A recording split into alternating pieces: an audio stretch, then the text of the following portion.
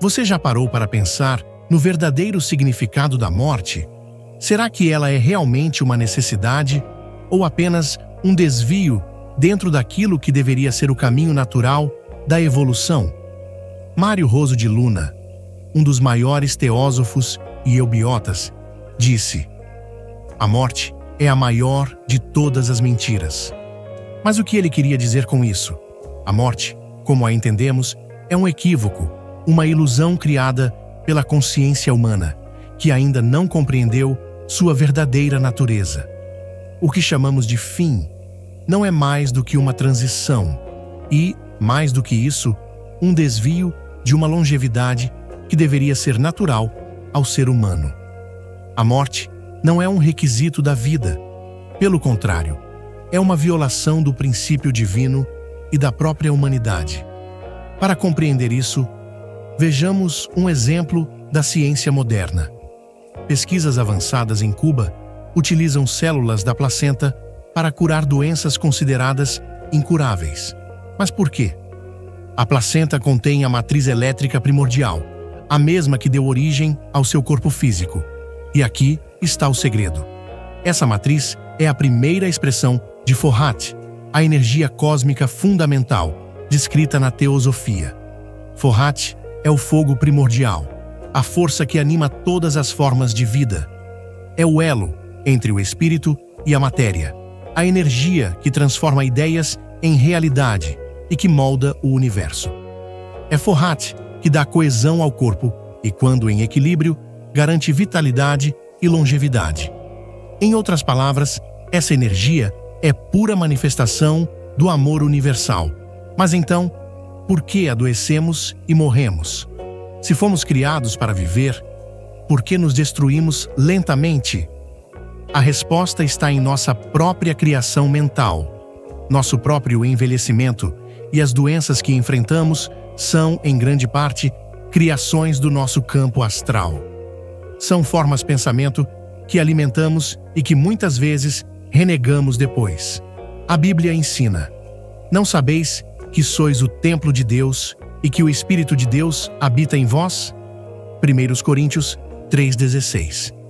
Se nosso corpo é um templo sagrado, então cuidar dele não é apenas um direito, mas um dever. A longevidade não deve ser vista como um privilégio, mas sim como uma responsabilidade espiritual. E essa ideia não é exclusiva do cristianismo. No hinduísmo, acredita-se que o corpo é a manifestação da energia divina, prana, e que sua preservação permite a ascensão da alma. No budismo, cuidar da saúde do corpo e da mente é um dos pilares para alcançar a iluminação. No taoísmo, a imortalidade era buscada por meio do equilíbrio entre Yin e Yang, compreendendo que o fluxo correto da energia vital leva a uma vida longa e saudável. Os antigos sabiam disso. Antes do dilúvio, segundo a tradição bíblica, era comum que os homens vivessem por mais de 600 anos. Matusalém, o homem mais longevo registrado na Bíblia, viveu 969 anos. No Antigo Egito, os faraós buscavam o elixir da imortalidade, e na China, sábios taoístas acreditavam que o corpo poderia ser regenerado indefinidamente. O que mudou? Nossa consciência. Nos afastamos da sabedoria original e aceitamos a morte como um destino inevitável. Mas como criamos a morte dentro de nós?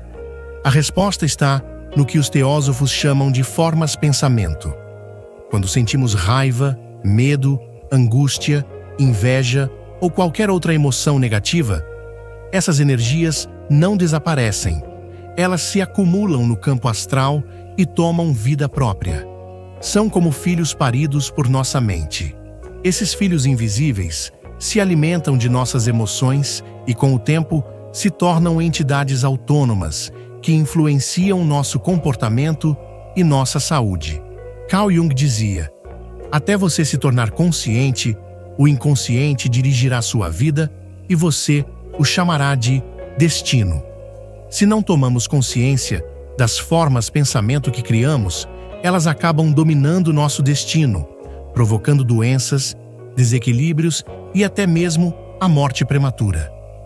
E não são apenas pensamentos ruins que criam essas entidades, até mesmo desejos excessivos por prazeres mundanos, vícios e comportamentos destrutivos geram formas pensamento que se tornam parasitas energéticos.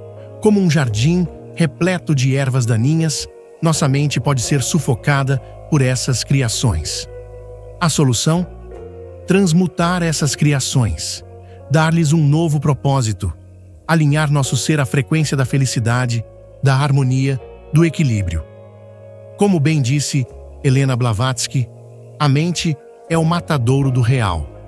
Transcenda a mente e você verá a verdade. Quando conseguimos isso, alcançamos longevidade, vitalidade e, mais importante, uma vida de compreensão e plenitude. Se a morte é uma mentira, então a vida é uma escolha. O que nos impede de viver indefinidamente é a nossa crença na finitude.